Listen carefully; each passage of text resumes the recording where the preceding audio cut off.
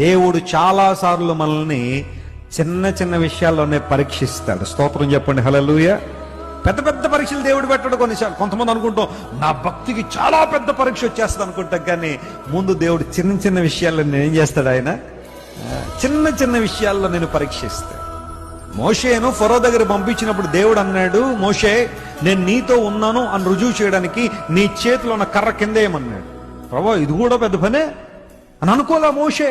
వేశాడంటే విశ్వాసంతో కర్ర కిందే, కానీ అది ఎలా మారింది, అది సర్పంలో మారింది, సర్పెంట్ గా మారింది.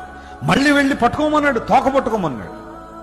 కర్ర వేసామంటే వేసేసాను, కానీ ఇప్పుడు పాము పట్టుకోమంటే ఎక్కడ వద్దు నాయన, అది కరిసేస్తే ఎవరు ఇప్పుడు నా బాధ్యత ఎవరు తీసుకుంటారు అనలా. వెళ్ళాడు, పట్టుకున్నాడు, మళ్ళీ ఆ సర్పం మళ్ళీ ఏమైపోయింది, కర్ర అయిపోయింది.